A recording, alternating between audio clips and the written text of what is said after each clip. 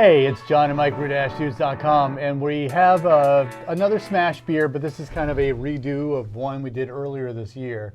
But it was under a different name, so it's completely different. As you probably know, you've probably seen those experimental hop names. They don't have a marketing name yet to invoke some kind of tremendous sensory perception just through a branding name. Back in February of this year, we did an analysis or a tasting of a SMaSH beer of HBC 1019. Well, that's been branded as Dolcita.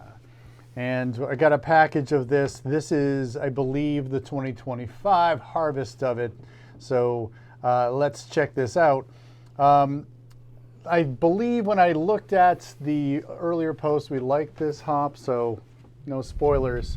But this is our typical 1 gallon batch where I take, one grain. This is 2-row from Roar pale malt, and then take an ounce of hops in a 1 gallon batch. Spread this across the brewing process. Do a bit of a little bit of a bittering charge, and then a lot at kind of a whirlpool or at least a hop burst. Chill the wort down to about 180 degrees Fahrenheit, let it sit for 10 minutes, and then, bring the temperature down to fermentation temperatures, ferment for a week, and then at the end, right before packaging, I do a 1-day cold dry hop of 7 grams of the hops. And that's what we got here, sir. So, what do you think? On the nose, I get some, there's a little bit of like a grass hay-like thing, but I definitely get some of that like lychee. I get some green melon. Yep. If I really reach for it. I wouldn't say that it's like screamingly fruity. It's not like sweet fruit. It's not terribly citrusy. More like a green papaya and green melon. It definitely has that lychee, canned lychee thing. On the palate, some of those flavors come through. It's not as strong as in the aroma. On the palate, I get a little bit of like white-pith, like some pithiness. It's a little bit biting. It's a little bit of a, like a hop. It's not resiny, but just pithy, right? Yep. And then I get more of that green melon, almost like melon rind thing. Yeah. Yeah, that sort of sums it up. I mean, I get a little bit more of that grassy thing. Yep. On the palate too. Yeah. And the grass is probably like the same level as this green melon lychee thing. It's not like I'm not struggling to find that. I mean, it's right there. It's right there. Yeah. Kind of a nice blend of those two flavors. I think as it warms up, I'm getting a little bit more of the pithy rind thing. Mm-hmm. Yep. But I think you've nailed it, and I think you've got a few of the commercial descriptors too.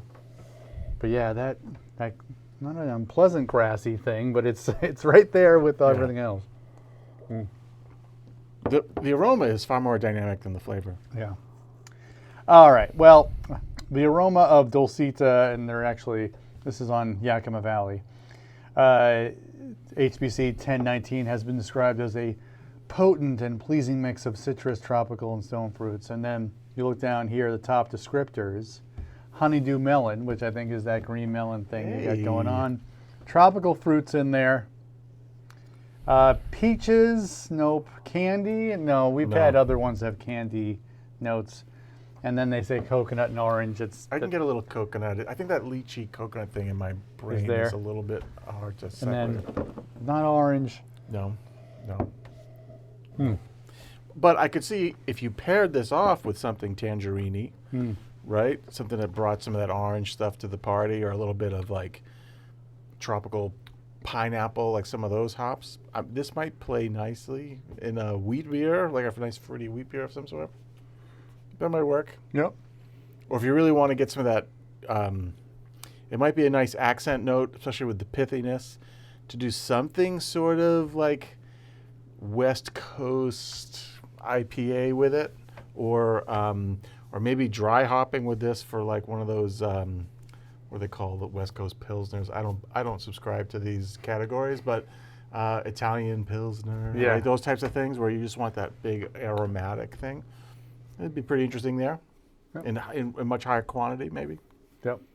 I think in our previous post we got more citrus notes out of this hop.